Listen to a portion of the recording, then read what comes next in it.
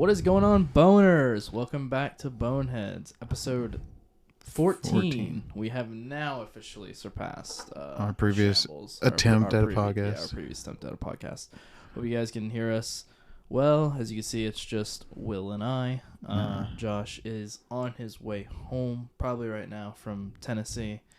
He's not going to be back probably till like midnight. He went to go visit our friend Jade, him and Kai. So they've been there since Thursday, having fun. They got some tattoos for Friday the 13th. They got them for free, which is sick. He's sick if we had deals like that here on our tattoo shops. This shop that they went to, from what he said, first 13, Friday 13. First 13 clients free, which is sick. So they got like small tattoos, and I will put pictures of those up so you guys can see those because I have them. What else did I do? I think they went to the haunt yesterday or did something. They went to some sort of haunt. They were belligerently drunk last night when you called. So just Will and I today. I look very Amish today.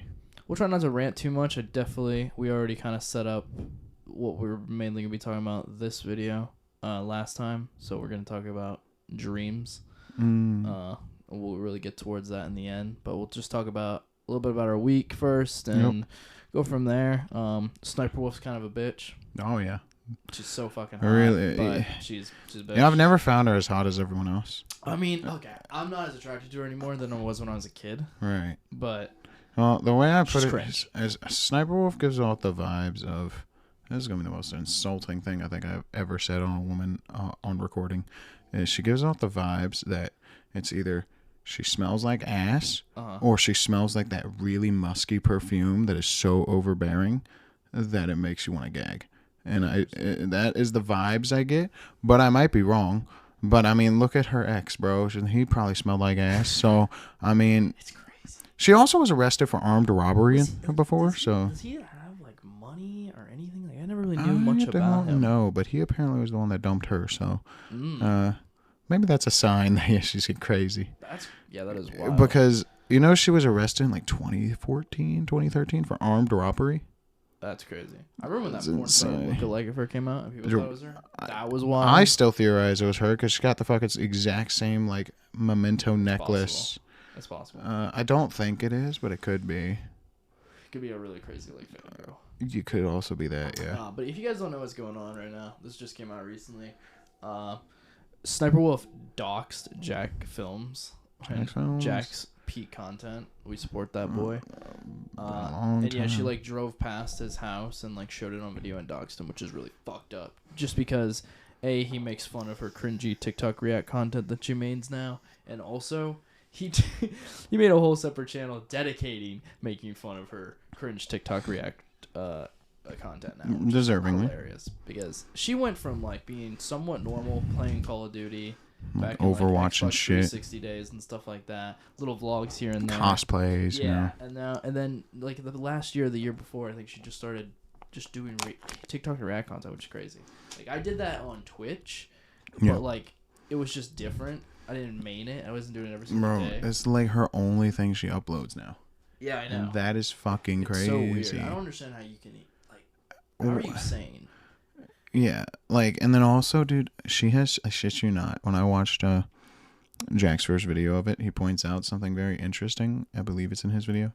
Bro, she will literally, because her reactions are so boring, she will take reactions from a different clip and edit that into the next clip. Oh. So you're not even getting her reaction to the actual TikTok. Oh, that's weird. That's very weird. Like, it's so strange. Playing a Fortnite game, but it's recording. I've also learned that she kept on saying that she was like Grandmaster in Overwatch and Master in Overwatch and shit. She was not. No. And there's a lot of evidence of her getting boosted by other accounts. And like someone else playing for her. Yeah, and every time she played, she would suck ass on screen. I mean, I got boosted in Overwatch by our internet friend Ian before. I got boosted to gold. Sometimes we need a little boost. But he didn't boost me to like platinum or anything. He boosted me not even to gold. He boosted me like 3 games away from gold out of silver. So he didn't go a whole rank with me, I don't need the boost now. When I was playing Overwatch 2, I'm like pretty good at the game now. Not like amazing, but I'm like, I think I'm like gold to platinum level. I get on every now and then. Like I get on for the Halloween and for the Christmas, try to grind some skins, and I play. I don't ever play comp because it's just stupid. But I'm still as good as what I was. Bro, the cringiest thing you'd ever posted, though, was on Instagram where you were like, came back after a summer of not playing, and I still got it, and you were in like fucking bronze, bro. I posted a picture of bronze. I was dumb.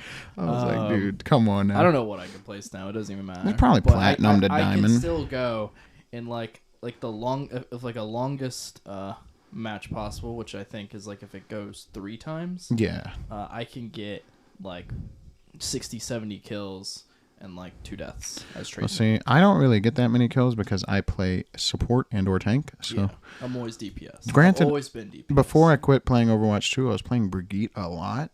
She is insanely strong, dude. Brigitte was kind of fun. I don't know what they've done to her now. She's still insanely strong. Like, it's just more mobile Reinhardt. It's like if they just made Reinhardt able to heal you and made him very mobile. Yeah. It is so stupid. And Modern Warfare 2 looks sick right now because they have a Halloween thing going on. And they've got Ash from the Evil Dead in there. Right. And it makes sense for like the zombies. Right. And then they've got like this jack-o'-lantern guy and some other shit. But you already know I'm about to get that Michael Myers Fortnite skin. Yeah. All right. I don't even give a fuck. I thought I was done spending money. That skin's dope. That emote's dope. They are finally putting 2 skins in that game that I've wanted since the game came out, and that's Jack Skellington and Michael Myers. I kind of gave up on Fortnite. I mean, we played no build. Fun, though, now. No build is really fun. Yeah, that's though, what I'm saying. I like, play no build, and it's so much fun. Because it's like you can actually compete instead of having to deal with a 11-year-old architect. architect. It's just run a gun, and that's what I like. Yeah, I mean, I get. I've seen one criticism of people that like no build, which is like, so you just like PUBG, and I'm like, yes, I always thought PUBG was better back in the day than Fortnite. I hated PUBG. I liked PUBG. I played a couple games of it, and it was pretty fun, but I enjoyed my Apex Legends. I don't like Apex or Warzone. I played a lot of Warzone. I wasn't the biggest fan of Warzone. I played way too much of it. I it. would play it, though, from time to time. I liked how fast paced it was. Yeah, that's about it. That's my thing. It I don't. Sick, just fucking like, what is the fucking word? Like just like rushing into a building, busting the door down, and fucking them up, and then you hear on their fucking comms them going. Yeah.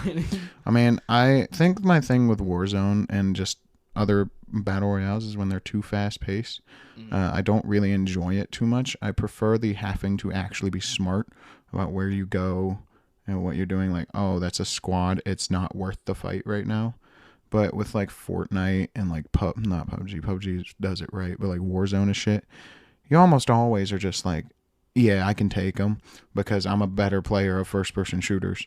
But if you play like PUBG and you get shot, you're kind of like fucked. Yeah. So it's like you have to actually play good. What was the post-apocalyptic one that we would play? That's H1Z1, and that one sucks. Dude, that's how where PUBG got their idea from, I believe. Was H1Z1, really? Yeah, and they just did it better. Perfected the crowd. Yeah, H1Z1 was originally supposed to be. You ever heard of DayZ? Yeah. Yeah, it was supposed to be like DayZ. It was a zombie like survival game, and then they added just as a little side content that battle royale mode, and then it like blew up, and then they were like, oh shit, this is actually like our main game now, and then stopped really updating the zombie part of the game, and which is kind of annoying. H1Z1's also the game that Ninja got mad at and said he would buy the kid's bank, and he could buy his parents' bank. Really? And foreclose their home. Yeah, that's that game. That's crazy. It's crazy. It's funny as shit though. It's crazy to get that mad too, like that mad where you start screaming at a 10-year-old, bro. Like, chill. But yeah, I prefer. Dude, I tried playing Fall Guys like a couple weeks ago. Servers are like nothing. Yeah, they're dead, dude. You know how it's supposed to be like 100 people? I got 34 people. Those servers got more people than that. 34 people in one game, 32 people in one game. I was like, dude, what the fuck? This is disappointing because I was really good at Fall Guys. It was the only battle royale I was actually like, good at. Because it's a lot easier to be better at a party game than it is to be good at first-person shooters. Tetris 99 is my favorite one, though. I loved that game. I never got a W, though. It's Chloe's favorite. Really? Yeah. Tetris is just great. That's just great, yeah. But I mean, I will turn on my Nintendo 64 just to play Tetris 64. Dude, you should get It is the best Tetris. You should get the game Tetris Effect. I've heard, yeah. It like looks visually super good. I just wasn't a the music fan was of like when really Tetris hard. started like going experimental with it, crazy with game modes and shit. I just like basic. But Tetris Effect is apparently just basic Tetris with a banger soundtrack and banger visuals. Tetris is so good for ADHD. It's just such a calming You're so thing. locked in. I think it's faster, faster, faster. Yeah, and with Tetris 99, I never won a game because I remember I'm not very good at Tetris, but I was getting better by just playing Tetris 99, and I was getting good enough to make like top 10 regularly. It's not hard to make lines, Will. It's not that. It's because the junk buildup. People can target you to get rid of their pieces as junk on That's you. What I hate. I just can't do all that. And sometimes if you get unlucky and like 10 people target you, you could be clearing pretty easily.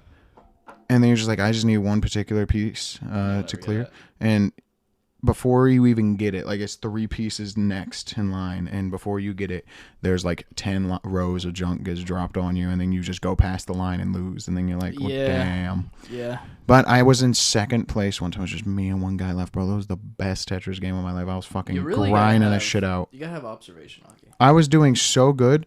Then my little sister Elizabeth came in the room and distracted me, and I looked up, and then lo and behold, I looked back down. You came in second place. I was pissed, dude. I was like, that was my moment. I could have finally had my only Tetris 99 fucking W. Yeah. And you took it from me. So, I had you watch Blair Witch for the first time. Yes. What do you think? For the first major found film footage movie. I mean, I wasn't like bored. Yeah. I get it's like a boring movie, but it wasn't like, it was my first time watching. I would not rewatch it. It's not something that is interesting enough where I'm like, yeah, I need to rewatch the movie. But I mean, for being one of the first major found footage movies and probably on a pretty shoestring budget, yeah, it was pretty all right at doing it. Because if the job is to make it seem like this could be real, based off the marketing was the idea to trick people into thinking it's real. That's what they did. Yeah, that was the goal. And I think that the way they filmed it without people were terrified. Anything too crazy over because if they tried to actually show you the fucking witch in that first movie, because you would have known, oh, that's CGI or oh, that's prosthetics or whatever, you can tell. Yep. But with you not seeing it and it just being a camcorder, yeah, I mean, I think it's pretty good. Yeah, I was like, think the acting was good. I think the acting was actually pretty good. Yeah, for basically being a bunch of no-name actors. Yeah, aggressive. Yeah, and I thought that I do think that they made some really stupid decisions kicking the map. That was he's dumb.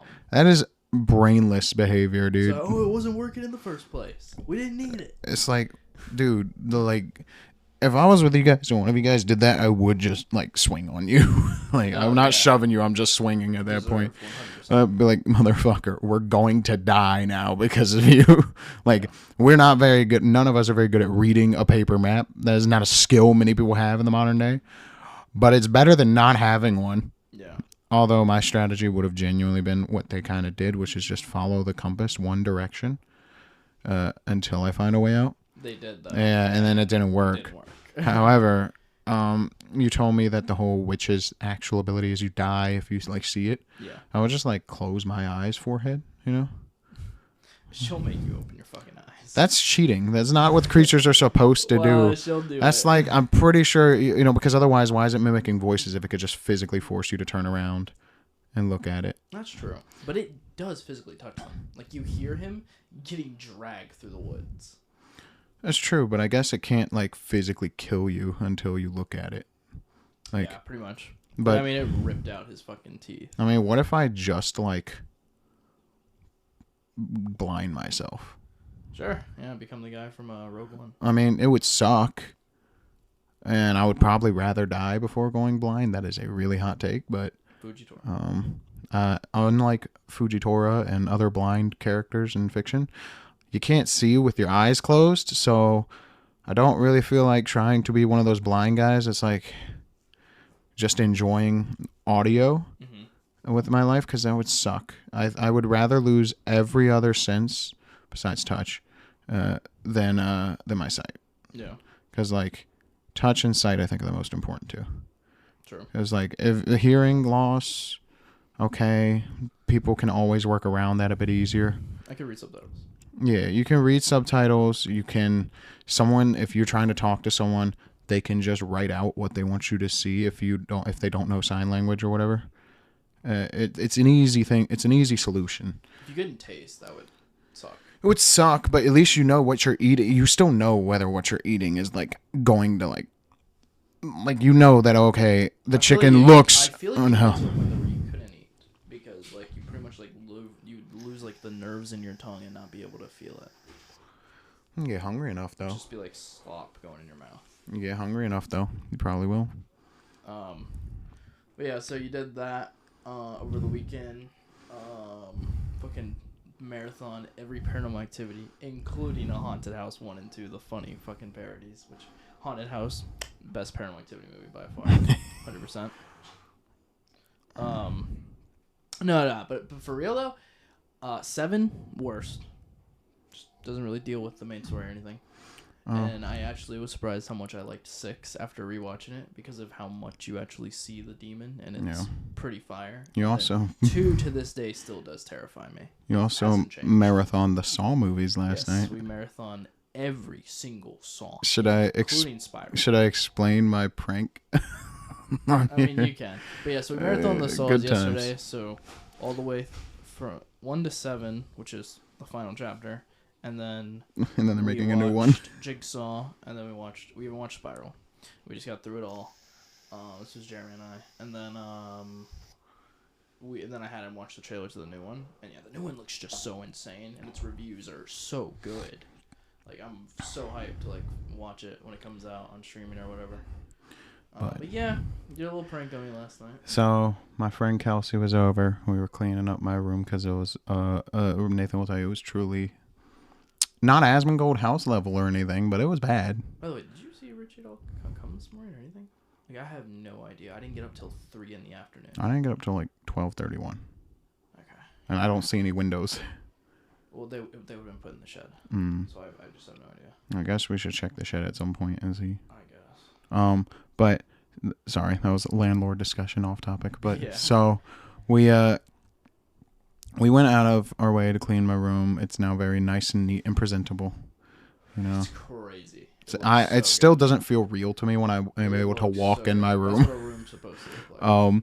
But so I've been keeping that clean. I gotta get some more clothes hangers and stuff. But so we came up with a plan Saturday to scare Nathan. Yesterday, and we'll scare him and Jeremy. But I'm not a good actor, so. Yeah. If I noticed you, I would have known. But I was paying attention to the movie. It wasn't like I was laughing. It was like my lips were like quivering a little, and I was like, yeah, that's enough to throw me off. That's why I was like, when I sat down, my first priority was talk about the movies you guys are watching, just to try and get a conversation going, so that way I can have something to take my brain off the fact that I'm pulling a stupid stunt. But so we said I'm taking Kelsey home. And I usually I do, and then I waited like 30 minutes underneath a bridge in our town, you know. Like, that's crazy. Why? And then we drove back to the house, and like a 2-minute drive, and then I came in, parked in my usual spot, just for the sake of the prank, because I knew that my lights come through the windows when I park in my usual spot, you know. And so I was like, okay. And then I had Kelsey wait outside for like 5 minutes. And then I told her tap on the window, and then she tapped on the window. And I could see Nathan's like, it must have been a bird. It's gotta have been a bird. Yeah, he was like, it must have been a bird. Bird or a bat. He was huffing the copium, and then I waited another 3 minutes, and then I was like, do it again. And then that's when I started to feel the heat inside my body. Nathan was like, freaking out on the inside. So here comes the anxiety. And I was like, in my brain, I'm like, if it wasn't Nathan, it would be really funny to do it a third time. But I don't want him throwing up, grabbing his gun, or both. That's definitely going to happen. Mainly the throwing up, because I can definitely stop you from getting your gun by just saying, it's a prank, I was fucking with you. Stop throwing up, Nathan. But I can't make you physically not throw up. Yeah, I get very nauseous when I have anxiety and I throw up. It's just a reaction. So, and my biggest fear is home invasion, so. But then the door opened, and Nathan was still huffing copium. It's probably Chris, right? It's probably Chris, right? I mean, I'm going right. I gotta put my mind at ease. And honestly, dude. And it opened up so slow. I was like, okay. If somebody wanted to get in here, they'd get in here. I mean, who knows? What if they were trying to sneak in? No. you can hear us outside and everything. No one's sneaking in. They're busting in. Fucking put your hands up. Get your. It's a fucking robbery. Yeah. Don't fucking move. Yeah. Where are your wallets at, bro? Exactly. Be like, bro, I ain't got none in my wallet. All right, I see guys in ski masks. So the real funny part to me though is like, dude, we kind of wished we did it on Saturday when you were watching like Paranormal Activity, because then I could have been like, that would be fucked up. Because then we could have been like, is a ghost getting us now too? Like, what's happening? If you did that while I was watching the second one, I would have killed you. The second one still terrifies me. It is probably like the best one. If I had the money, bro, I would happily just set up little contraptions around the house to make the house seem so fucking haunted. Oh, fine.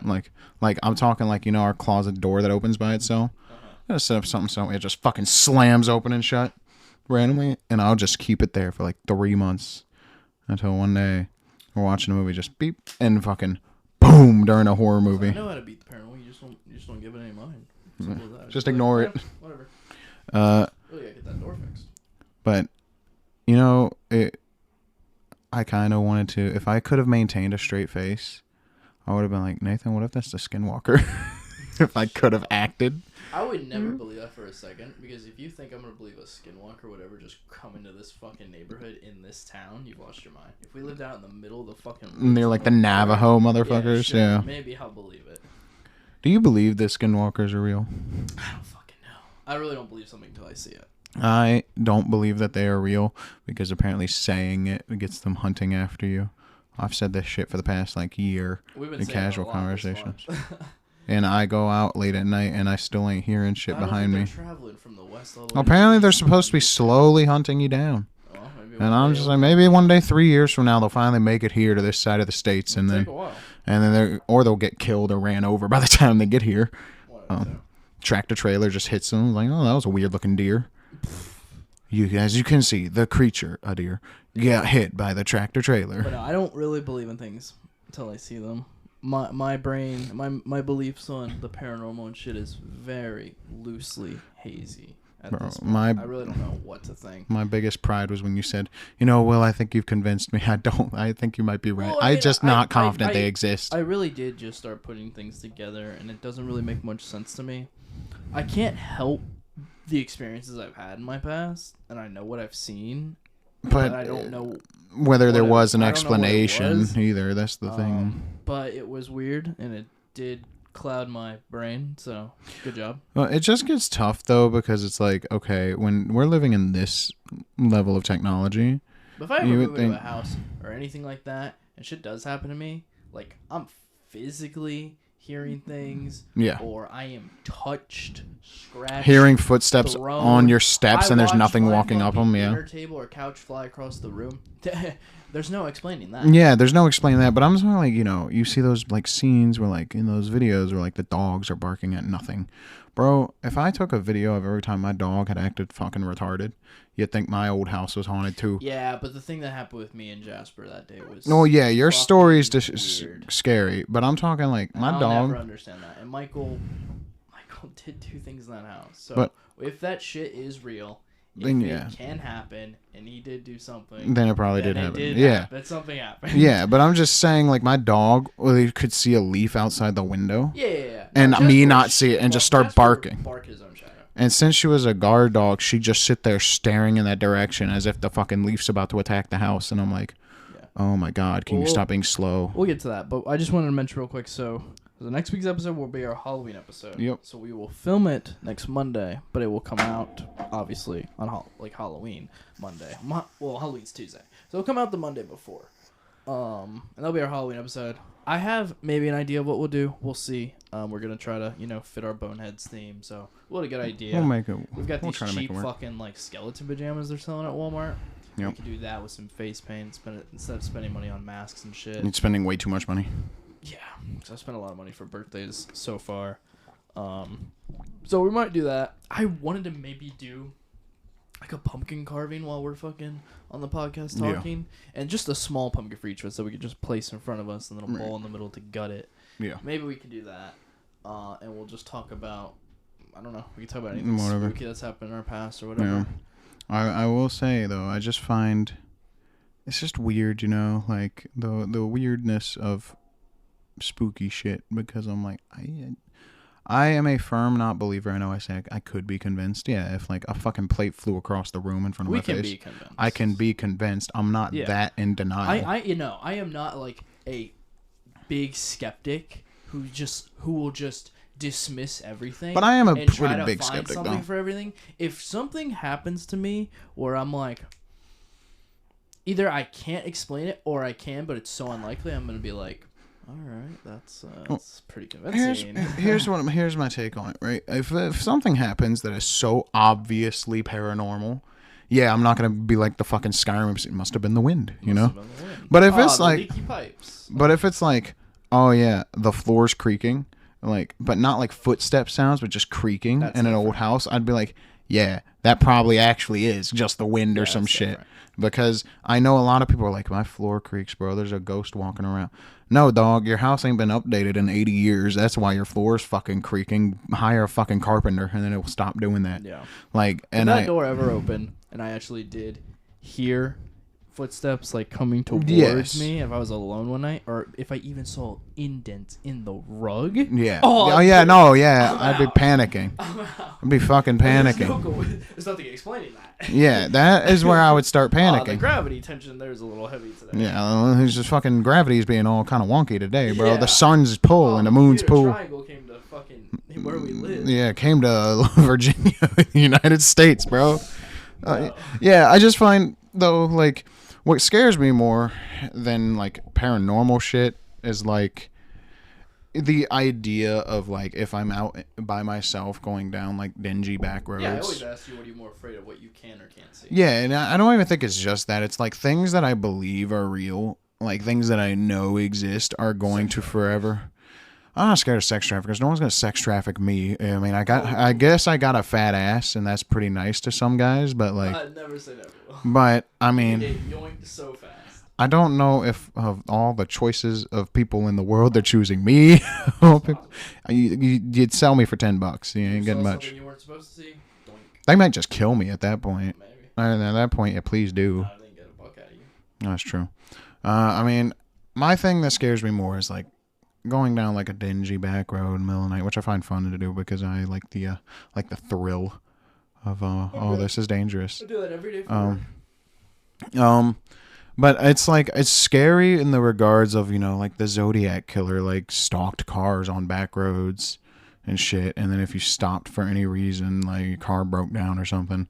Like my fear is if I go on like a vacation and I get broken down on the interstate at like 2 a.m. on the way home, then I'm starting to panic, you know, because then I'm like, oh, all it takes is one weirdo on the interstate to just stop next to me for me to start really thinking, oh, I think this is the end for me. Yeah. Yeah. Like, I took, before I had my license, when I was driving without it, crime. You gotta love it. Me and Elizabeth went to Sheetz one day, right, with my mom's van. This fucking weirdo crackhead gonna come up to the fucking car. It was like 11 o'clock, 12 o'clock at night. And he's gonna be like, can you put my bike in your van and take me up the road? And I'm like, no. And I had the window rolled down, and I was like, sir, I ain't really in the business of putting strangers in my vehicle, so I think I'll pass. And he's like, come on, man, come on.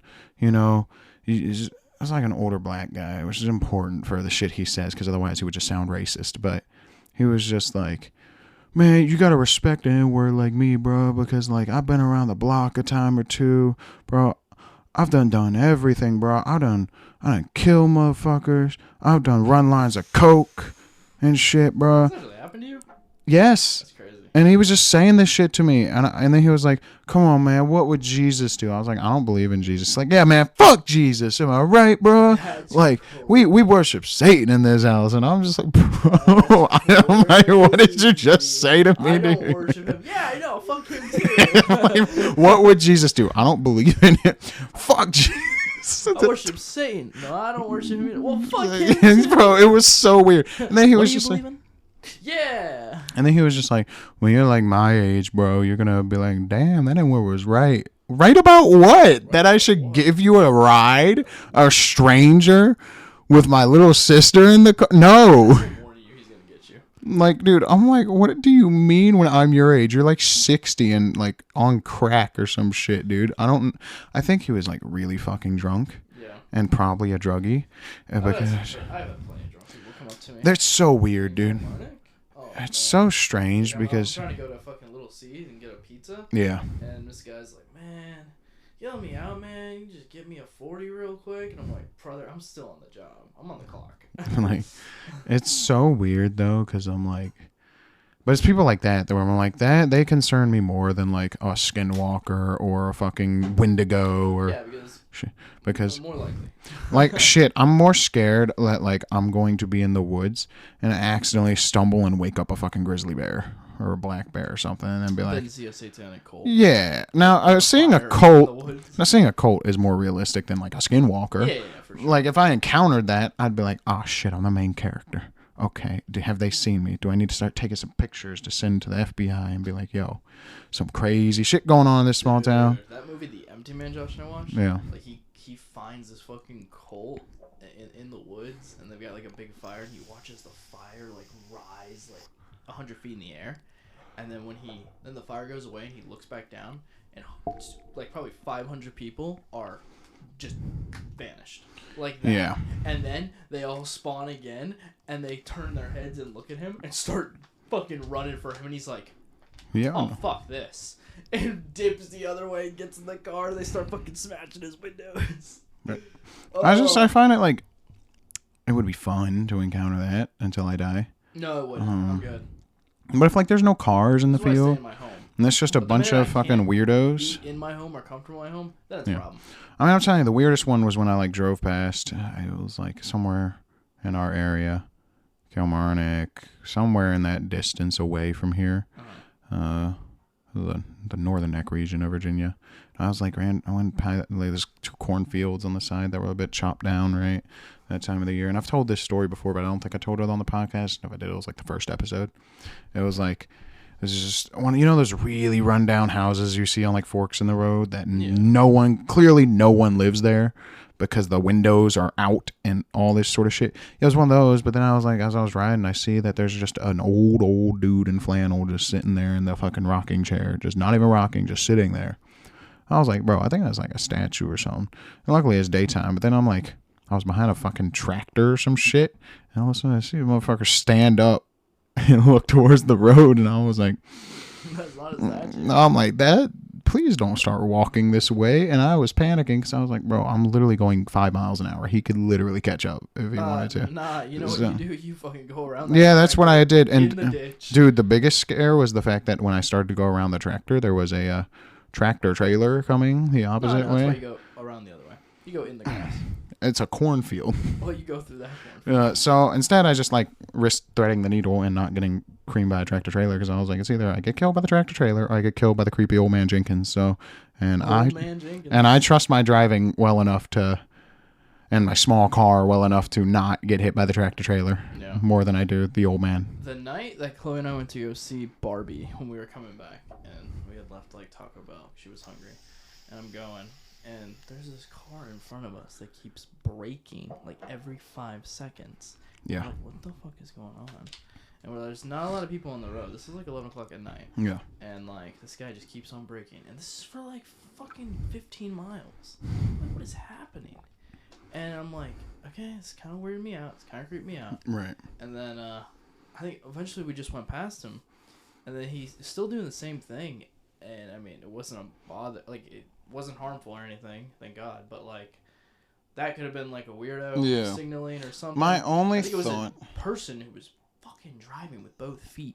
Yeah, or it was someone really drunk. Because when I've driven inebriated, you tend to brake a lot because you can't tell what you're looking at on the side out of your vision. I was driving in front of like either a drunk or high dude one day, broad daylight, coming back from fucking like Montrose, going to Heathville. Yeah. And because this guy's just fucking swerving and swerving and swerving. And I can see my mirror and I'm looking at him. I'm like, what the fuck are you doing? Eventually he just fucking went around me and took off. Now, I'll tell you, there is a difference. As I've driven under both substances, there is a difference. When I drive like high, well, I try not to, but when I did, it was like, there's a difference between when I drove drunk because like you sit there and you're like, okay, I know how to drive. I'm just very slow. mentally. However, that tends to translate into you driving slow as fuck too. Yeah. And means you're less likely to crash into a tree and die, you know, because that just means more likely you're about to tip your car into the ditch and just be stuck until the police show up and then you get arrested. However, I will say what is weird is that when I was doing that, it was a 45-minute drive, bro. I was in the lanes perfectly, never hit a rumble strip. And I looked down at my speedometer and I was like, bro, I've never been able to keep the speed on the exact speed limit before. Why the fuck am I so perfect at this? I think my brain was just firing on instincts at that point of like, please get home, please get home, please get home. But I thought like 30 minutes passed. And I look at the fucking GPS and only 2 minutes had passed. And I was like, I got a long drive ahead of me, bro. All the way here to home. Yeah. But this is the difference because when I'm drunk, though, you know, like the reflectors on the barricades. Both times I've been drunk behind the wheel, which is usually, by the way, when no cars are on the roads, like 4 to 5 a.m. Need to clarify I'm not doing that in fucking rush hour traffic. Yeah. That the reflections from my headlights make me think, oh shit, that's a deer, and then I'll hit the brakes, and then I'll be like, it's not a deer, that's just the barricade, and then I'll keep going. Still, like, your cop's not behind you. I know, right? There was a cop behind me when I was high on that 45-minute drive, dude, and then I felt the panic setting in, and I was like, just gotta be good, just gotta be good at the wheel, just gotta be good. At the wheel. But sometimes you're like, am I being good at the wheel? Yeah, it happens all sober. You're like, am I like just a little bit too off of the lane for the cop to be like, oh fuck, yeah, we're pulling him. The day after I did tabs, I was just like, oh god, my driving train. Or it's really bad when you like wake up the next day and you're like, am I still high or not? Because you're like, well, damn, I smoked a lot, but I also have to go to work. So am I still high, or is it just the tiredness? You know, I imagine you've experienced that where you're like, oh, I'm tired, but I can't tell if it's like a little bit of a high left over. Driven so many times hungover. But then I realized after doing it with the edibles on my birthday, after our little challenge on the podcast, I woke up the next day, I was still fucking cooked, bro. And I'm like, fuck. So I was like, I have to drive in the daytime like this, dude, all the way to Kilmarnock, bro. And I got there. And my coworker, she got there. It was for the staff meeting. She was like, "Did you enjoy your birthday?" And before I could finish, she was like, "Looks like you're still enjoying your birthday." And I was like, I might have like taken too many edibles and like smoked a bit too much, but it'll wear off before we start dealing with the kids. It usually tends to wear off when you start actually having to be busy. Yeah. But yeah, I mean, scary people scare me more because it's like, I don't know what the fuck the intentions of a random motherfucker are. Like, for all I know, the lady coming up to talk to me while she's drunk as shit randomly is like trying to fucking stab me. Like, you know? Yeah. That's why I don't like people talking to me, strangers talking to me, unless it's like a crowded place. DC was wild. Like, if it's a crowded like bar or something, ain't no one roofing my ass, bro. Like, let's be real here. Not necessarily. What are you getting? My fucking kidney? You can have it for all I care. Just like ask me for it, you know? Just ask me. Yeah, bro. I have 2 of them. Alright, so let's get into dreams. Okay. Have you had, like, really terrifying dreams that fuck you up? It depends on what you mean by, like, terrifying. Like, truly, like, dread-inducing? Like actual fearful? Yeah. Like, I mean, it's scary. I mean, I've had, like, dreams where, like, crazy events happen and then, like, people I care about, like, fucking die or something. And that's scary, but in a different way than I think what you mean. Yeah, like, you've had dreams of us dying. Yeah, and that's always like I'll wake up and be a bit upset. Yeah. You know, I'll be like, oh damn, that fucking sucked. Or like the one dream that I had was like super realistic that me and you got into a fight and like fucking punched you in the face in my bedroom. Oh yeah. That one kind of pissed me off because I woke up, I was like, oh well, fuck that, dude. That was like depressing. Yeah. I hated that dream. Had a dream one time that me and my mom got into a massive fight and then she died. That one was pretty upsetting because you know me and my mom got into big fights. So never any like demonic alien type shit? No, I've had crazy dreams like with shit like that, but it's never like a hard horror dream where I'm like, you know, my nightmares are more grounded in reality. I feel like usually about like, oh yeah, you got into a fight with someone and they died, which tend to be depressing because it's the most realistic of my dreams. Because then I have my zombie apocalypse dreams and my fucking Twister level like F10 tornado dreams and shit. Fucking Negan in this dream. Like I have some crazy dreams where like I have superpowers and shit, but I never have anything that truly terrifies me. Usually, like with regards of I don't like that. That is nightmare fuel. Oh, okay. Must be nice. Yeah, I'm thankful for it. I did have sleep paralysis though. And that was scary. Never had it. I've described it to you, but just to describe it for the podcast, have it on record was, I was like 16 or something when I was having it regularly. It was throughout high school. And I don't know if it's because my sleep schedule was awful or because I was like depressed or something. I don't fucking know. Or hormones or something. But I was fucking, dude, I would like, laying on a pillow and I'm like, I'm tired. And that feeling where you're like, I'm probably about to drift off because your mind starts not being able to think of things clearly. And we get to that point, and then all of a sudden, I can't move anymore. And all of a sudden, in my brain, like, my eyes either closed or open. I can't tell you. It was just like, I just see like this weird mixture of TV static and a falling spiral. And I would just be like falling. Like, and every time I like, the further deep I got into the spiral, the louder the TV static sound got. And that was scary because in my brain, I'm like, I feel like if it gets so loud, I'm just going to die. Like, it felt like, oh, if I don't wake up, I'm going to actually die. And I should, like, try to wake up now. And I remember having to basically brute force my way through actual paralysis, like, numerous times and being like, wake up, wake up, wake up, wake up, please wake up. But now I kind of wish I could experience it again because I kind of want to go all the way to the bottom of the spiral and see what happens. I'm just curious. I just want to go in the K-hole. I just want to see what happens because I doubt a sleep paralysis is going to kill me. So I'm just kind of curious. Yeah, I didn't have any... The falling dreams always fuck me up. Like, oh. But it was just weird because, I was awake for it because it was sleep paralysis. So I was like, damn, this is really, really obnoxious. Tripping balls. Dude, that's the most terrifying stuff sleep related I have. If I ever have sleep paralysis and I do have like the visual ones demon or whatever, yeah, I might just be mentally fucked. Yeah, I'm glad I didn't have because that. There's not going to be any way that I don't think that the thing in my dream is now in real life in front of me. Yeah, or at least it's getting closer to real life. And I'm probably going to I don't even know.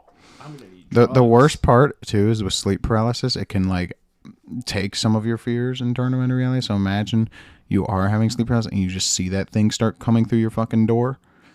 And you're like, I can't move, and it's coming, and you can't yell either for help.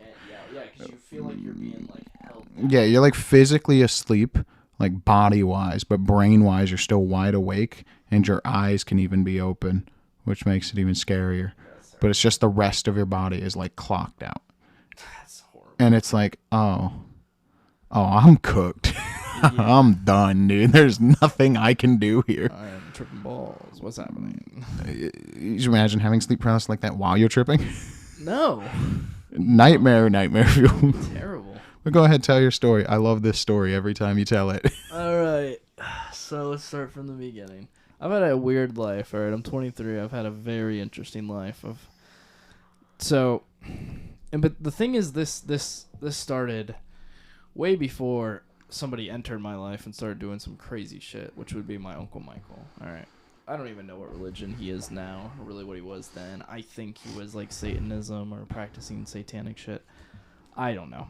But it's my mom's brother, and he was casted out by his mom because of that shit, and we gave him a place to stay. And my walk-in closet at my parents' house is literally the size of another bedroom. So that pretty much just became his bedroom. And that's where he was practicing all his shit. I've seen shit. I've felt shit.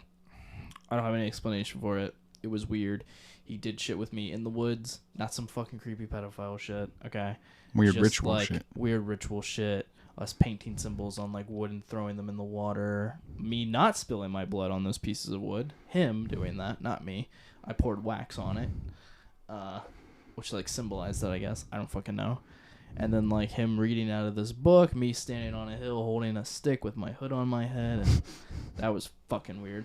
Parents didn't like that. My room would get uncomfortably cold to the point where you could see your breath, and it was weird because the house was hot. So you'd find skeletons of animals. The heat was on. Too. Yeah, we'd find skeletons of birds and shit, animals and insects out in the backyard around the house. Sometimes he would just leave a fucking candle burning on our wood table in our kitchen at night because he would forget to put it out. So yeah, a lot of creepy shit. I've seen shadows. I've felt a lot of things my closet door. I mean, when he wasn't home, it would open and close by itself. I have no explanation to that. I mean, it never happened before. There was, the cat wasn't in my room, didn't even have the fucking dog yet, and that closet door, I would close it all the time, like when I'd go to school, or even like maybe if I come home or whatever, and I close it, and I go downstairs to grab something to eat and come back upstairs to do my homework or play a game, and it's fucking wide open. It happened all the time. So if that shit is real, if when I heard him or when we heard him talking to someone, because he didn't have a phone or anything, he was talking to something and he did bring something in there, fuck. All right, that's all I gotta say. But never harm me or hurt me, from what I know. Never like cut your wrist and let your blood let you onto some like bowl or something. Never anything like that. But that door would open and close. It would always feel like you're being watched. There were so many times. This was probably some of the most horrifying shit. Is when. And I mean, it doesn't happen anymore because my parents live there, and like nothing happened. Nothing really happened after he left. So maybe he did have something, but he took it with him. But like we would be eating dinner, or like eating breakfast, and he's not home, and we're the only ones downstairs, and we have the cat, and she's downstairs with us, and you would hear footsteps like above us in my room. You would hear deep fucking like footsteps all in my room, and we had no incredible explanation for it whatsoever, and we would just be like, okay. We'd just try to ignore it. We'd just try to be like, no, I don't know what that is. Just gonna pretend it didn't happen. Yeah, it's just, it would happen a lot. There were times where Dad would be at like his computer, Mom would be in her room, and I'd be gone. I'd be at like a friend's house, and he would hear footsteps like coming from my room to their room. Creepy shit. No explanation for it. Probably the worst thing that ever happened to me that really got me fucked up. And when I explain this, then I'll start talking about my dream. But this is the thing I said where it was with my dog. And so my mom has horrible diseases and health conditions and shit. And so she has a specialist in Maryland that she would go to. So my dad and her would have to take trips, and I'd be at the house alone. Now, this was after Michael left that this happened. But I heard my bedroom door was open. And I'm downstairs watching TV, and the dog's upstairs.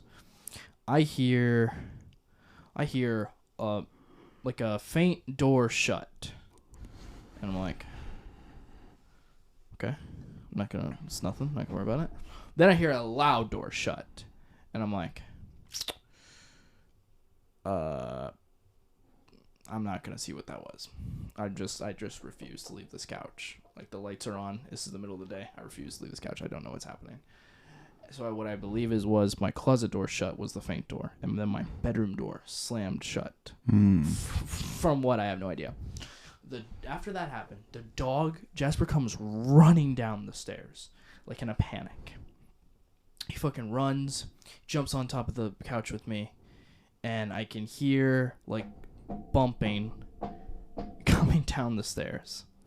At this point, I'm ready to run the fuck out the door. Right. I'm like, I'm not taking this. I don't know what this is. I don't know if this is my brain playing tricks on me. I don't know what's happening. You could clearly hear like a bumping down the stairs. Right. And then it stopped. And it was getting closer and closer and closer. And it felt like it would have stopped on like the bottom step or like on the floor even. Right. This is where it's fucked up. Dogs do crazy things. Yes. But I can't look at this as a coincidence. I don't know what it was. I'll never know what it was, but I can't look at this as a coincidence. As after everything that just happened following it up, he jumped off the couch and walked straight and looked up at fucking nothing. Looked at it, stared at it, and instead of walking straight through it, he walked around it. Like there was something standing in front of him, and he walked around it and like whimpered and ran. And then I think I heard like a loud slam again. Got off the couch, ran out the fucking door. Ran out the door so fast because the door was wide open and we have the storm door. Right. And I just fucking ran out the door, sat on the porch for fucking 6 hours till my parents came home. Did not go back in the house. I was petrified. So I've had these dreams. They're sequential dreams, which is supposed to be pretty rare, apparently, with people. Yeah. But I have these sequential dreams that it's kind of like a story. I don't know. it's hard to gauge the time. I don't know if I have a dream once a year or I have a dream every 2 years or twice. I have no idea. I just know I'm just waiting that for the next one. it's sequential. I have probably had these since I was definitely since I moved here. So what, like 6, 7? Yeah, it was probably 7 or 8, I think. So 3rd grade. And okay, so I don't even remember what the very first dream was, but I get an idea of what the earlier dreams were, which is pretty much me in my bedroom at my parents' house, and I'm a kid, and I'm in my bed, and I wake up, and in my dream I can just feel something. I feel an uneasiness. I feel uncomfortable, and it's always coming from my closet. And of course, kids are just afraid of their closets. It's just a thing. I had more of a reason to be afraid of my closet when Michael moved in. But this was way before he moved in. So I always feel like something is trying to pull me to the closet. I don't know how to explain it. And when I would feel it getting worse or more aggressive, I would go out to scream for my parents, but nothing's coming out of my mouth. No vocals. I have absolutely no vocals. I'm pretty much mute. I'm screaming for my parents because their bedroom's right across the hall. Right. There'd be no reason why they wouldn't hear me and fucking run and come and get me. I'm screaming, nothing's coming out, and then those dreams would end. That would be pretty much it for the earlier ones.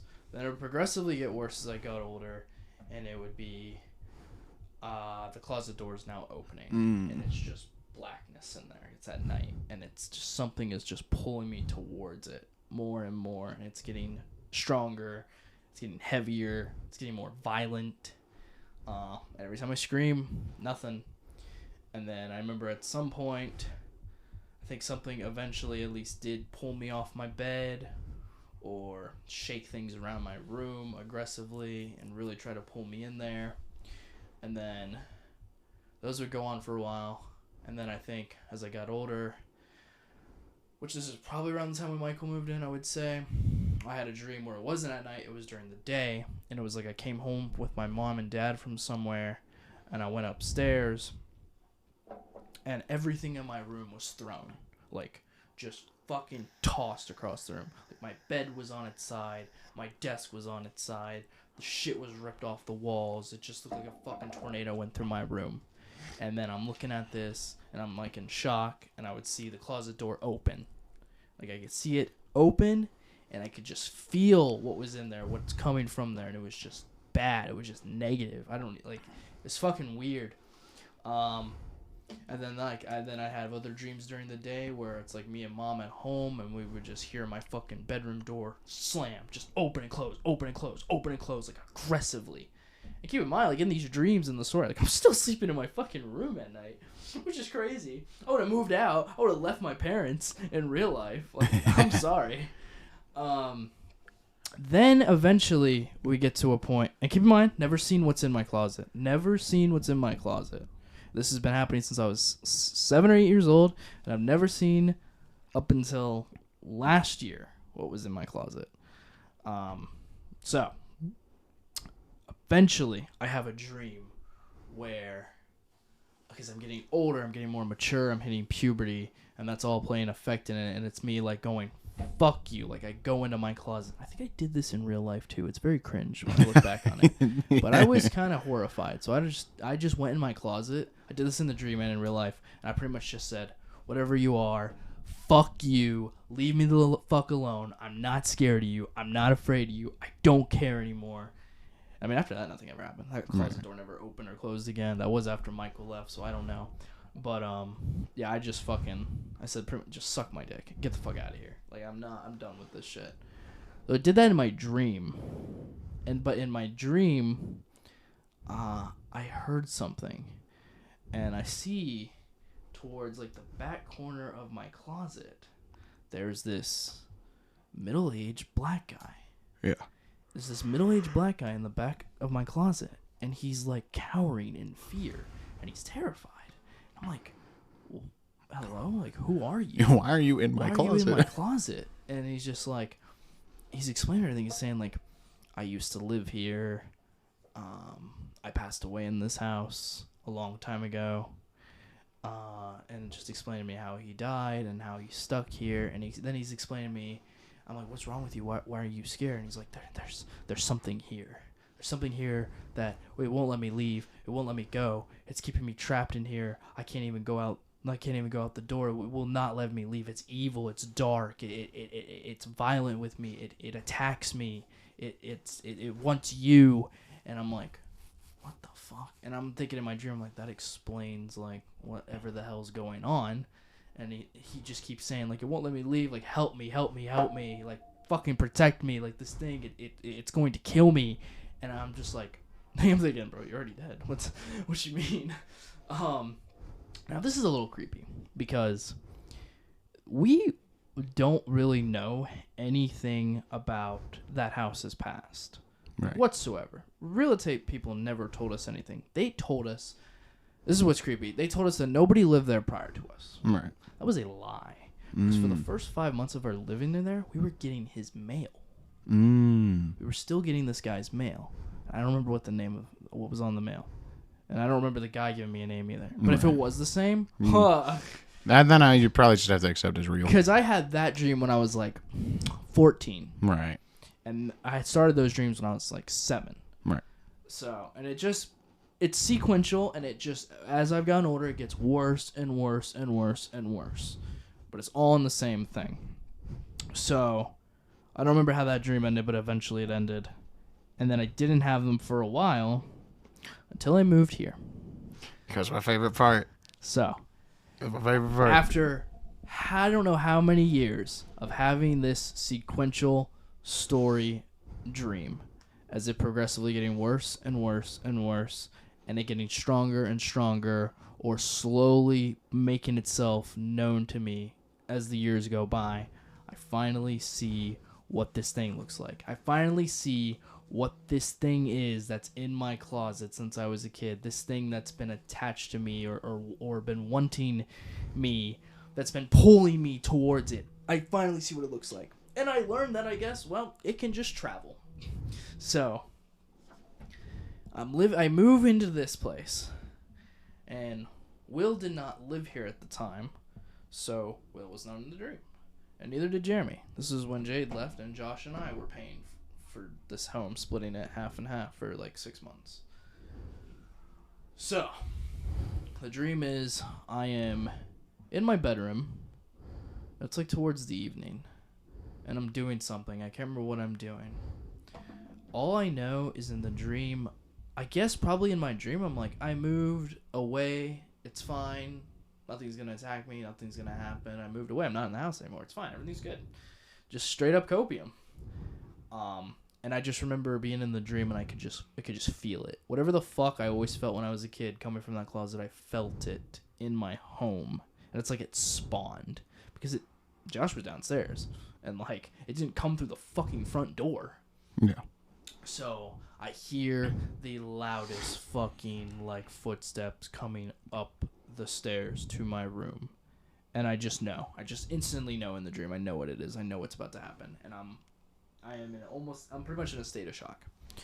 And this thing, my door's already open. So it didn't need to open. My bedroom door is already open. I can see the hallway from my bed.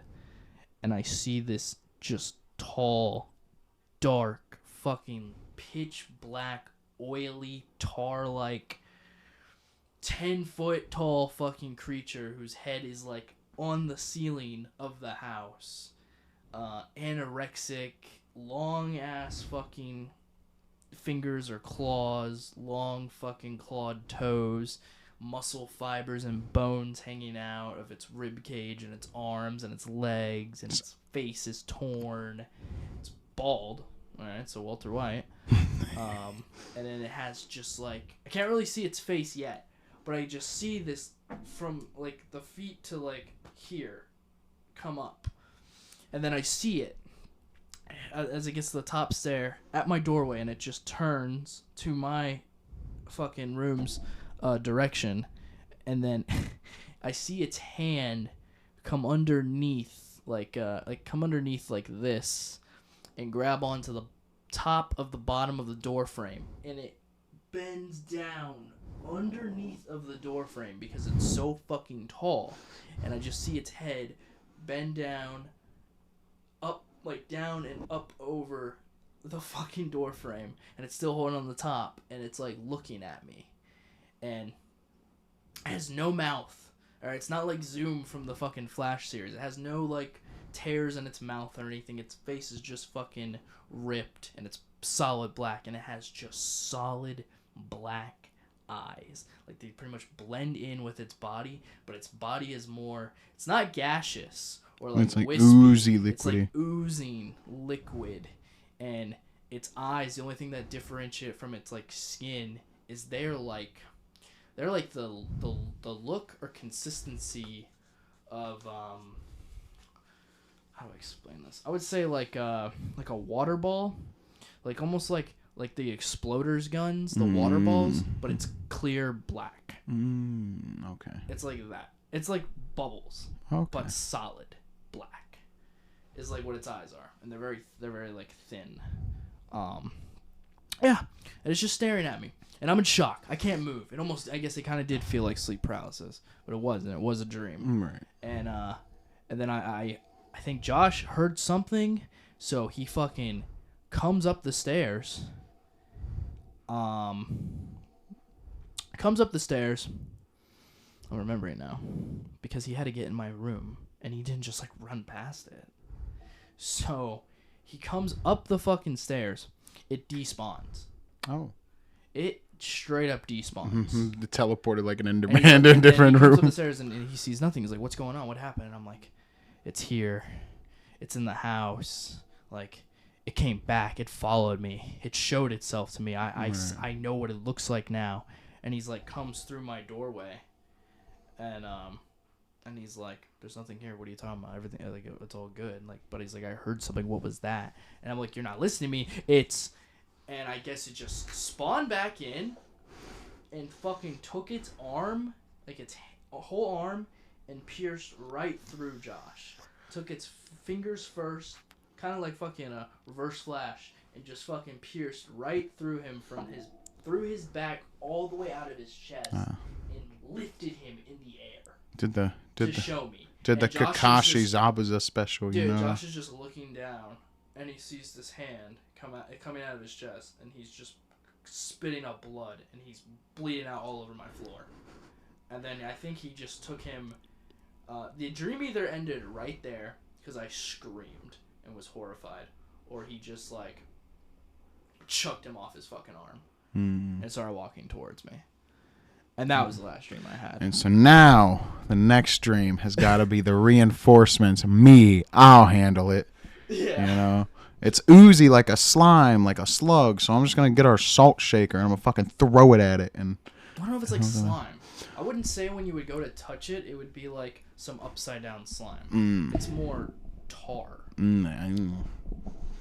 Like tar. Me when I try to hit it and I get stuck to it, and it's like, it's pleasant. Like oily tar. Like it's just dripping. Bro, that is vile.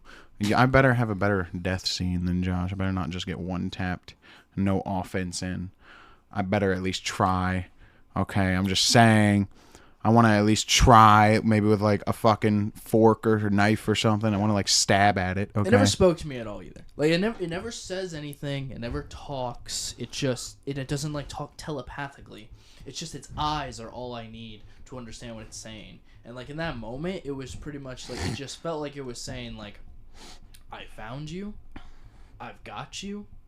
This is what I look like. You're mine. It's over. You can't escape me."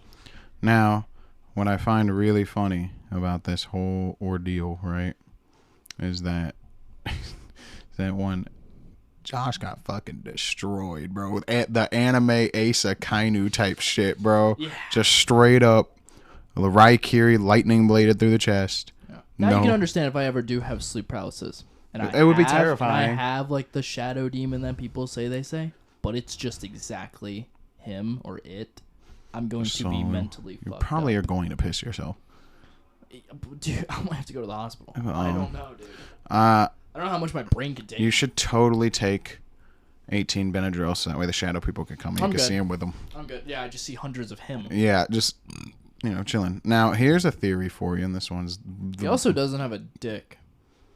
Well, how do you know he's a heathen? For all you know, it's an it. It's definitely an it. Yeah, it probably doesn't have a gender. Yeah. Now, what if the thing is like this is the most depressing theory yet.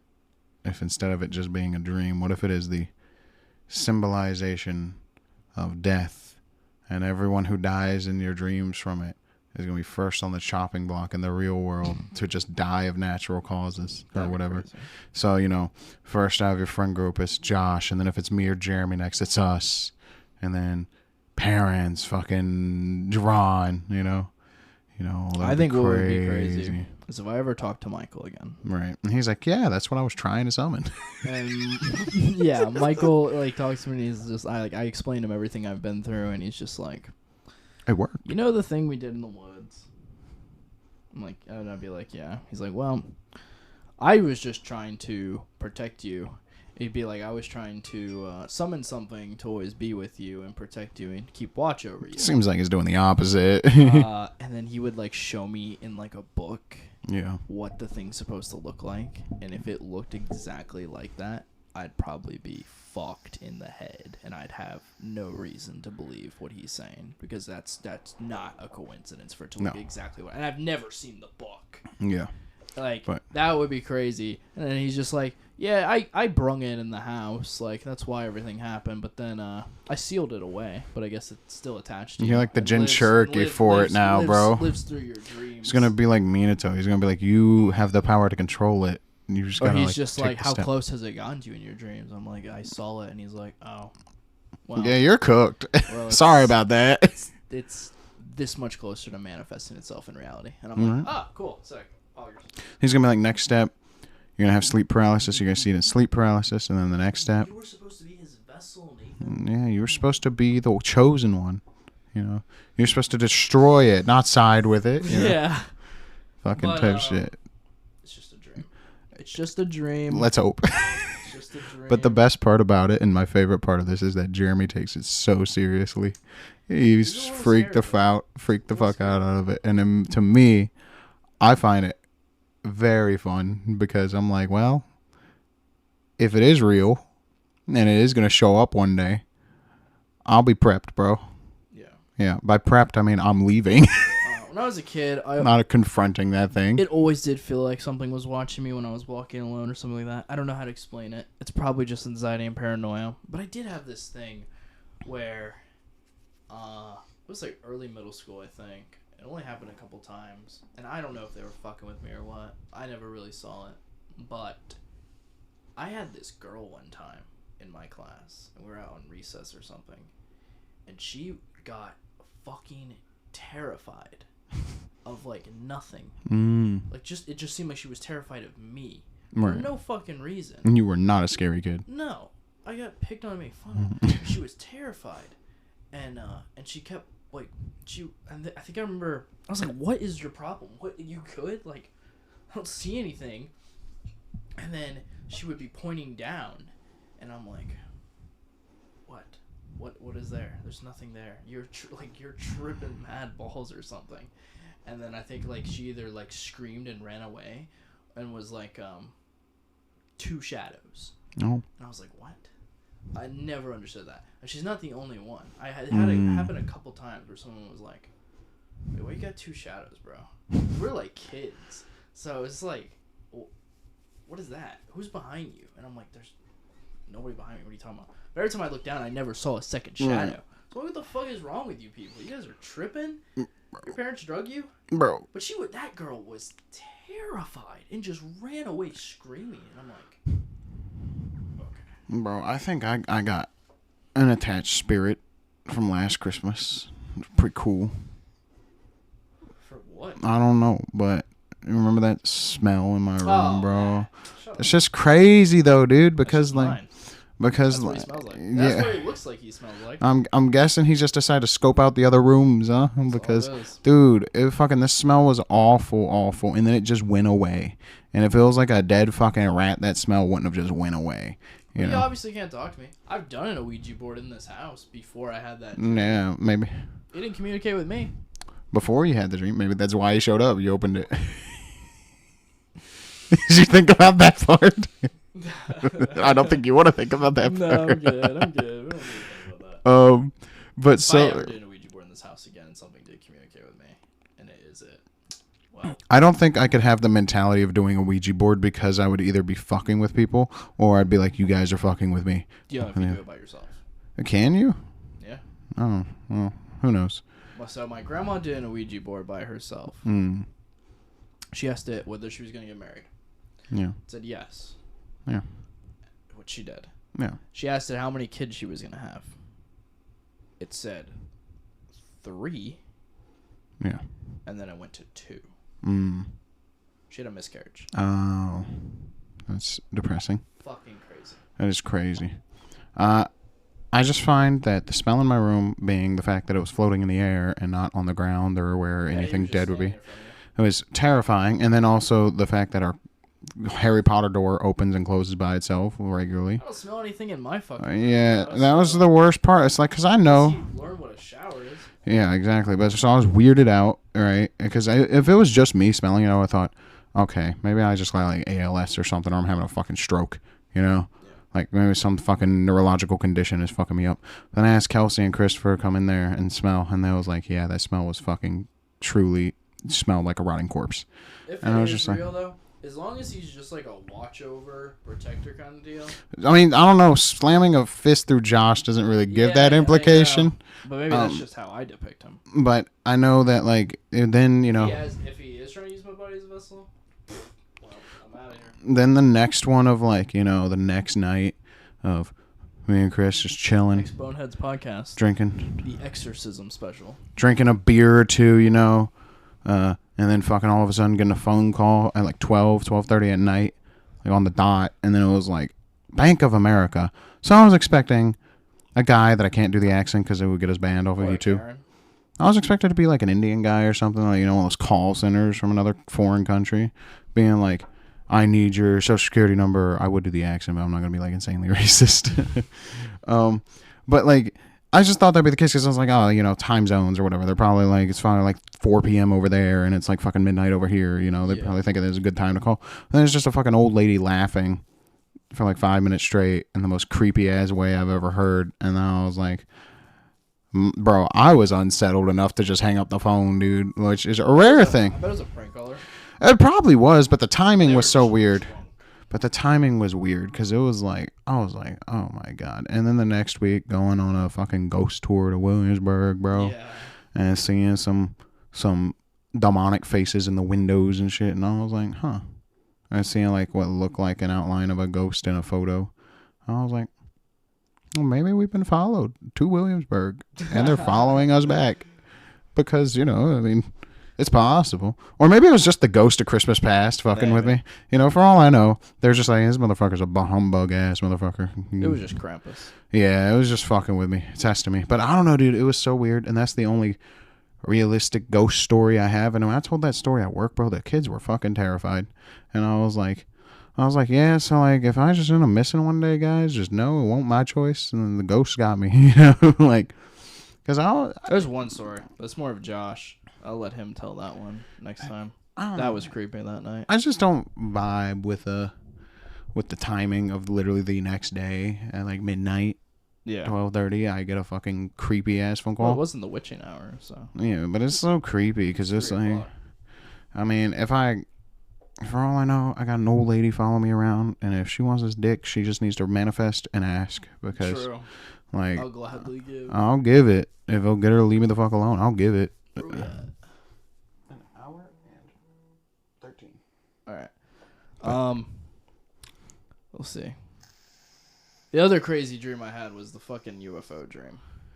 That one's fun. That was wild. But what was even wild? Did I show it to you on Facebook? Yes. The sheets? Yes. That was weird. It's crazy, isn't it? That was so weird. Okay, so it's crazy. It's a more simple dream, though. It's a lot more simple. It was the one-time dream. I have a lot of fucking crazy dreams that I could talk about, all right? I've had dreams where there was a wind that spoke to every every human being on this earth that said, I will take everything that is plentiful to mankind away on this day.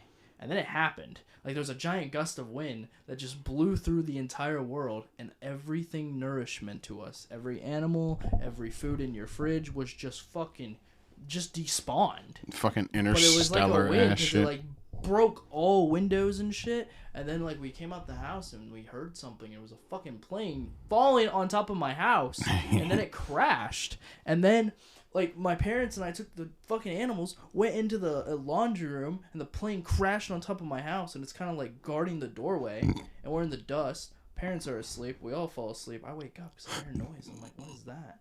And I hear people like talking on like comms. And I look. There's a bunch of fucking like SWAT guys rushing into my house. And then they like have a gun, but it's not. It doesn't fire bullets. It like zapped me, and it froze me in place, and like I can't move. And I'm watching them around me doing what they're doing, and it was like they were about to suck my soul out. And then I woke up. That was a wild dream. But no, my alien dream, or my UFO dream. So we got a Sheetz over here where we live, and great gas station. We fucking main that hoe now. Yeah. But I've been in Wawa a lot recently too. So we're having like this would never happen, but we're maybe actually for this town. We are having pretty much our high school's what do you call it? Like a reunion. Yeah, reunion. We have like a high school reunion at the Sheetz. This parking lot. In the parking lot at night. Probably doable. All the people like from my class, your class, like from at least the 3 classes closest to each other, are having a giant reunion in the parking lot. And it's like hundreds of fucking people, drunk off their ass, partying, music's blaring. It's like a fucking concert happening. And Josh is talking to some chick. You're somewhere with some chick. I'm fucking alone. Figures. And then I have an old friend from high school that I still talk to her now. She's doing good. Nikira, sweet girl. And we're just chilling. We're just like catching up on life and shit. And then we see like out in the fucking distance, which is be like over. It would look like it's over Hobbs in that direction. So it's like a bright light in the sky. And then we see it go around and around and around, and then it goes zoom, straight down. And we're like, incredible. What the fuck? Like, there's, we're drunk, man, or something. I was like, did you see that? She's like, yeah, I did. And she looks a lot more paranoid than I am. I'm probably ecstatic to see this because I love this shit. And then we see it jump up. And then it's getting bigger and bigger and bigger and bigger. And it gets real close to us. Does another warp. Takes off in the distance. And then it comes back. And at this point when it comes back, it's over top of us. And we can clearly see what the fuck this thing is. And it looks like this big, round, dark gray craft. Almost like an egg shape. And it slowly is coming down. And it has a triangle kind of like embroidered on like the side of it, real big, like it's metal, but like it's embossed, big triangle in the metal. And then there's a row of lights like dot dot dot dot dot. They go all around it, like the here and then right underneath them. So there's some space in between. And then everyone is looking at this thing. All fucking 500 of us, whatever, drunk as fuck, partying, music stops. We're all staring at this thing, confused as hell. And then the not LED, I don't know, the fucking lights on that go around it make out. This is the scariest shit that I never thought words could send fear in me, but these words, for some reason, sent fear through my fucking spine. And it pretty much said, it made out the words out of the lights, all hope is denied. I don't know why that fucked me up, but it's driven in me now. Like, all hope is denied. That's what I made out of the fucking lights on the craft. And people are like frozen, completely confused, in shock. And then that's where it gets kind of goofy, but it's still scary. The ship on the side has like top bottom. It fucking opens up, and then it's a giant flat screen on the side of this craft. And great quality, too. And it's showing us the news. It's showing us the news and what's happening around the world. And all we see on the screen is like in China, in Europe, in Africa, people running and screaming. And all you see are these big red blasts fucking just raining down on these people running and screaming, grabbing their families. And then we see like it hit some of them and they get vaporized to fucking ash. Like they just explode into ash. They just vaporized, done like that. And it's pretty much showing us the end of days. Yeah. They are just showing us what's about to happen to us, but they're warning us, which is horrifying. I don't know why. And then everyone starts screaming and fucking running and tearing, going crazy. And then that screen goes black, and it gives us a countdown. Oh. Gives us a countdown timer for like 4 hours. How lovely. Countdown timer for 4 hours, and it's just counting down our impending doom. And then everyone starts fucking running and trampling each other and screaming because we all have an idea literally what's happening, and we're flipping out. Right. And the fucking dream ended. The fucking timer for me got to like an hour. So if I just kept sleeping and let the dream go by, I definitely probably would have just seen all of us getting vaporized. Fun. I love when you miss the best parts of dreams. It's always the I know. Right? It's like, bro, I just want to see how do we make it out? How do we go through that? I'm like, how do we get out of these scenarios? How do we not get out? I want to see how well I do in these crazy scenarios in these dreams. But then, so recently, and I'll post a picture of this on the podcast because this was just weird.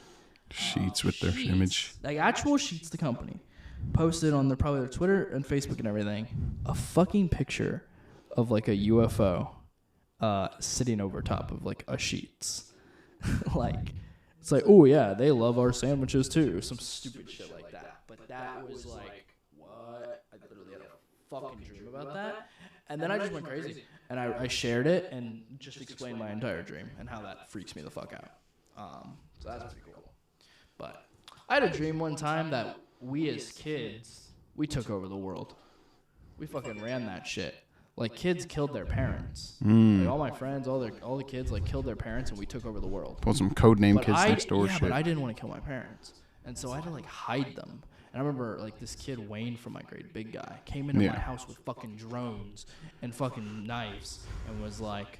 Where are they? Like, did you... Yeah, pretty much. I'm like, they're dead. I killed them. Like, their blood's all over me. And I had to cut my mom open for her blood to be on me to at least, like, trying to prove it. Right. And then I just remember... I'm with the kids. We're fucking ruling the world. There's fucking drones and choppers in the sky. We're fucking raining down hellfire on every old cunt in the world. And I'm in like a tent. And it's like World War II shit. And I see the crush of my life when I was in middle school. And I'm fucking her. In front of her boyfriend. And then he comes in while we're fucking under the sheets. And I grab a Glock and I shoot him in the head. Okay, that's a more wacky dream right there. Dude, I get some crazy dreams. Dreams are fun. Dreams are fun. I just wish I could record them and play them back. We need like dream recorders already. Like, bro, I'm like the movies you could make with dreams. Yeah, they're just the inspiration, you know. Like okay, if you could record dreams, it would become like it would become like Robot Chicken. Yes. Like, I can make a skit show out of my dreams. Yes. Or, like, fucking interdimensional TV from Rick and Morty. You know what I want over a dream recorder? I want a multiplayer dream setup, bro.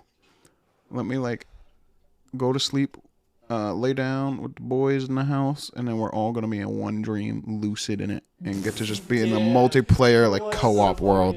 Inception shit. Dude, just imagine getting, like, co-op a dream, and we'll be like, what's the dream today, boys? Zombie apocalypse in the Arctic, bro. And then we're just like, all right. Because in that sense, it would just be like virtual reality. Yeah, you just get infinite reality when you go to sleep. You could have fun sleeping. Yeah, like you're literally in like a virtual reality game, but it's in your mind, and you can't die. Yeah, or if you, I would imagine, hopefully you couldn't. Attack the brain, right? You, because you are just your subconscious is just you. Yeah, and it's too realistic, and now your brain's expecting that if you die here, it's time to shut off. That for too long, it would kind of become like a drug. It would kind of become like a drug. You would get addicted to it because it's almost like you're tripping balls. You're in this fucking reality, going crazy, doing whatever you want with no repercussions. I mean, but that's lucid dreaming. You either get to the point where you can't separate reality from the dream, or you just choose, fuck it, I want to live here. I mean, I've lucid dreamed before, like the proper way. I used to do like the whole meditation exercises and shit to try and lucid dream. Right now? And, well, I mean, as I have lucid dreamed, I don't think so. There is a bit of a distinction. Like, it feels like you're there. Right now. Yeah, crazy, right? We're all in the multiplayer dream. Yeah. But, like, so what was weird is that, should probably be the last thing we say, because this is getting time-wise, but. Have you ever had an out-of-body experience? One time. It was a short dream. I was like 7. No, probably younger. Because it was when I was still sleeping in the bed with my parents, and it was only 2 of us kids, so I was probably like 4. Probably the actual earliest memory I think I have was this dream. And it was like, it tripped me up as a toddler, bro, and it still kind of trips me up to this day. I remember it was like a fucking, I'm floating, right, and then all of a sudden, it's morning from my out-of-body perspective, and then I go like zipping around, flying around, and all of a sudden, I created like this crazy inside the walls of the house, like fucking slide that went like 18 different directions before I slid out of the wall in between the closets in my parents' bedroom and landed right back in my body. And then I woke up and it was morning, and I was like, that's crazy. And I was like, it was very weird. That body shit's weird. But is it actually your ghost? But lucid dreaming was cool because I remember I was trying to do it for so long, and you can do it. It's a real thing. For those who don't know, lucid dreaming, unlike what Juice WRLD says, it's where you control your dreams, like, and you're there as if you're like conscious. Yeah. So if you ever want to have a wet dream, just lucid dream. It's kind of close to like, it's kind of like the other side of the coin of like sleep paralysis, but you're more asleep and you're in control, Mm-hmm. But I remember the first time I did it where there's 2 types. There's a lucid dreaming where you go to sleep and you are lucid dreaming as soon as you start dreaming. And then there's one where it's an awareness technique you do, where, like, for example, the clock, you're supposed to, in the real world, double check clocks all the time until it becomes instinctual. Because then if you realize you're dreaming in a dream as it's happening, you'll become lucid within the dream, which is not a fun experience. I had that happen one time during one of my mini zombie apocalypse dreams at Votech. And I was like, well, fuck, I don't know what to do in this situation. So I remember that one. But the first one was I went on that date with Tink a long time ago. It was a girl from high school. And I remember I got home. I just went to bed. I was very tired. A very long day. Very nice day for me at that point. And I woke up and I was just like, oh, shit. It was a white room. And oh, shit. I could talk to myself. So the fuck's happening? I'm here. I'm awake. And I was like, I've done it. I've achieved nirvana. I'm lucid dreaming. That's crazy. And then I remember I was like, this is crazy. Reality can be whatever I want it to be. So I was just like, I was like, well, I know exactly what I'm doing after that date. I like ripped reality of this white room into like this very fancy dinner with her. And then we started fucking. And then I was like, this is going to be a wet dream. I don't really want this to happen. So I tried to transition it to just something fun, unrelated to that, like flying around the world as like Superman or whatever. But as soon as I tried to change reality again, everything started getting blurry, and I could feel my control just slipping away. Ooh. And I was like, no, my universe, it's going. I can't control it anymore. It's like you're trying to hold on like you're a god to like a universe you created. And then when it finally faded, I woke up after having a full night's sleep, and I was like, damn, that was crazy. So explain how to lucid dream. So one of the tactics, like I said, is an awareness technique, which is you do clock. You look at a clock twice to make sure the numbers are the same. Just right before you go to bed? No, just throughout your whole day. Like if you look at the phone to check the time, it's 9:12. You double check it real quick and make sure it's still 9:12 or at least close to 9:12, because in your brain is focused too much on creating a fucking playground than focusing on minor details like the clock being correct every time you look at it. So the idea is that if it's not correct and you look at it, it's 9 something, like it's 9:15, then you look back at it and it says fucking 3:04, you know you're in a dream, and it'll snap you out of being not lucid, and you're now lucid.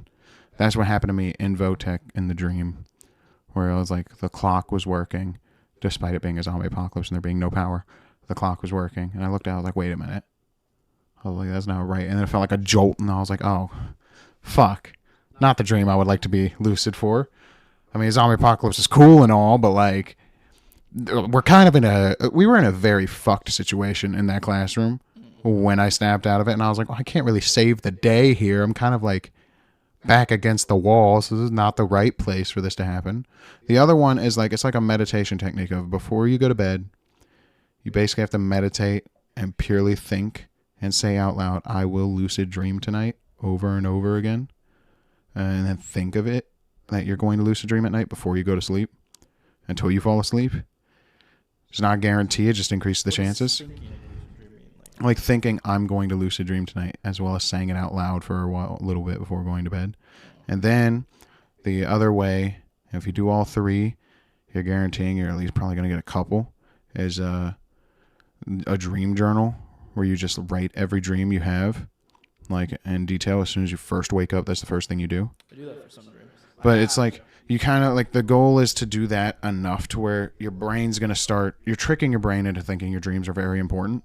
And then eventually you won't have to write them down anymore because your brain's going to start remembering them naturally, because it's like, oh, that's important info that he wants. So he needs to keep it remembered, and it'll keep remembering it at that point, because you can lucid dream and just not remember it. Because I vaguely feel like I remember having a third one at some point, similar to the white room thing, but I can't fully remember the details. I just remember that I know I had a third one. So that's the point of the dream journal, is your brain will view any dream you have as important info, and then you'll remember it. So if you have a lucid dream, you'll remember the experience, so on and so forth. And it's a real thing. It's really cool when it does happen. It's just very rare. And some people got good enough to where they could basically do it every night, but that requires like years of like doing that shit. Me, I did it for like 2 months in high school as a fun little hobby before bed, and I was like looking up how to do it, and then it worked one day, and then I was like, that's pretty cool. And then I was thinking, oh, maybe it'll work every night, but then I stopped doing it, and then I was like, never mind, it's not working every night. Very cool though. Very cool to basically be able to control your reality. And the difference is, you know, you're in a dream, so like, you know, like it doesn't feel like you are in the real, like it didn't feel like how I'm here now, you know. It just felt like I was watching or playing a video game, I guess, is more what it felt like. It felt like I was in control of the characters and actions, but I still wasn't there. Like it felt like there was enough of a separation of reality, because now I know I'm aware in a dream, so now I'm playing it like it's the fucking Sims, and I'm gotcha. But the worst part is when you're like, okay, what do I do now that I'm in? Because for me, when I spawned in, I will say, in the first one, I was like in a white void. I was like, now I have to figure out how to work this, bro. Like, I don't know how to fucking use these powers that have been gifted to me in my own, like, palace. But it's pretty cool. Apparently there's a thing you can do, which is the reason why I've wanted to get better at lucid dreaming, is you can actually just tell your subconscious, you can interact with your own inner subconscious in your lucid dreams by telling it, show me my like greatest fears, and it will spawn a whole dream around you while you're lucid of your greatest fears. Like the deepest, darkest fears you're not even aware of yourself. And it will basically confront you with your own inner demons. And you can like, and apparently you can like fight them and shit like that, or try to negotiate, you know, try to basically work on yourself with it. Or probably fuck yourself up mentally, but probably. It's just interesting. It's an interesting basically drug trip that you could do for free. I'm guessing when you lucid dream, it probably releases more DMT or something. Yeah, for sure. I'll definitely have to try it. I'll end it on, so I have had an out-of-body experience. I know this for a fact. I was like a toddler, probably 4 years old. Because all I remember is feeling my body lift up out of my bed. Right. And I did like a backflip in midair. And then I got slammed right back down on my bed. Yeah. But I was under the covers. Like, still under the blanket. Right. So it's like my body phased through the blanket, went up in the air, flipped, and came back down. It is so weird. Out-of-body experiences. So weird. It's so weird that we were both like actual toddlers too. Yeah, because people do think like it's like It's your ghost. Like, it's your spirit coming out of your body. Like, and it's like how they explain it in Insidious. They're fucking dreamwalkers, pretty much, which is crazy. And my dad's had a lot of out-of-body experiences. Yeah, I think you told me this. Yeah. Like, and it's crazy. Like, he feels himself come out of his body, and then he's on the fucking ceiling, and he's looking down and seeing him asleep in bed. Yeah. My mom next to him.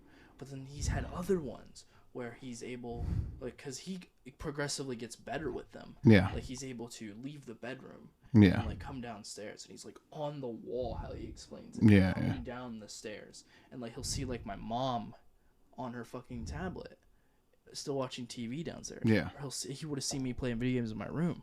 It's very strange. But what's crazy is, like, when he was doing that, like my mom was downstairs. It's very on her weird. tablet watching TV. I was playing Call of Duty, and I'm like, dude, Dad, okay, here's what you have to do to really prove this. If you were able to do this in any way, you've got to be able to do something in the dream that only you know you're doing. Yeah. That Mom would have no idea, or Yes. I would have no idea. It's impossible. Yes. So if you came into my room and saw a certain way I died on COD, or you were able to see my KD.